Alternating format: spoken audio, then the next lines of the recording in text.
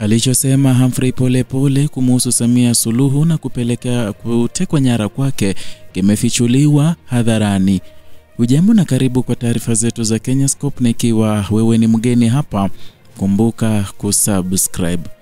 Mvutano wa kisiasa nchini Tanzania umechukua sura mpya baada ya makamu mwenyekiti wa Chama cha Demokrasia na Maendeleo Chadema, Mheshimiwa John Heche kutoa taarifa nzito kuhusu mazingira ya kutoweka kwa aliyekuwa balozi wa mwanasiasa na mwanasiasa maarufu Humphrey Polepole.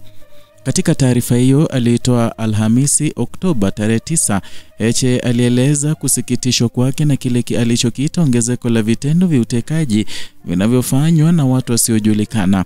Alisisitiza kuwa tukio la Polepole ni onyo kali kwa mustakabali wa usalama wa wanasiasa na wananchi kwa ujumla.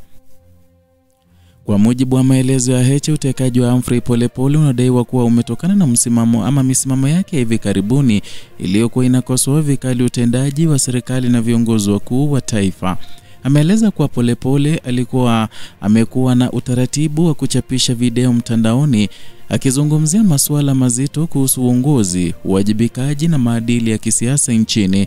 Video hizo ambazo zilikuwa zikisambaa kwa kasi kwenye mitandao ya kijamii zilionekana kugusa masuala nyeti ya kitaifa na kuzua hisia kali kutoka makundi mbalimbali.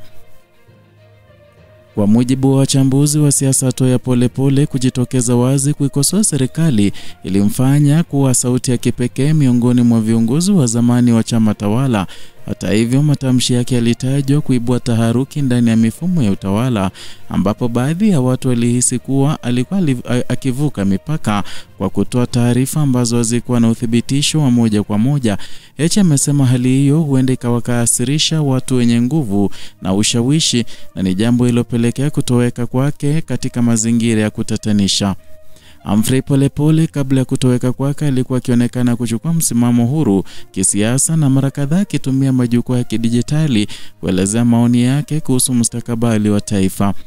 Wafuasi wake wamekuwa kidai kuwa sauti yake ilikuwa muhimu kwa kuwa aliwahi kuwa ndani ya mifumo ya serikali, hivyo alielewa kwa kina namna mambo yalivyoendeshwa. Heche amesisitiza kuwa matukio ya aina hii ni hatari kwa mustakabali wa demokrasia nchini Tanzania, akionya kuwa vitendo vya utekaji na vitisho vinavyolenga wanasiasa havipaswi kufumbiwa macho. Ameeleza kuwa siku moja ukweli utadhihirika na wale wote wanaojihusisha na matendo ya aina hii watajulikana hadharani. Taarifa hii imepokelewa kwa hisia mseto mitandaoni, baadhi ya Watanzania wakimtaka Heche kutoa ushahidi zaidi, huku wengine wakimpongeza kwa ujasiri wa kuzungumza hadharani, swala ambalo limekuwa likitawala mijadala ya kisiasa kwa siku kadhaa.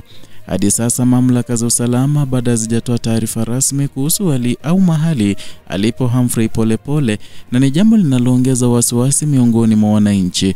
Kwa mujibu wa duru za kisiasa, sakata hili limeendelea kuzua taharuki na kuibua mjadala mpana kuhusu usalama wa viongozi wa kisiasa, uhuru wa kujieleza na mustakabali wa haki za binadamu nchini Tanzania.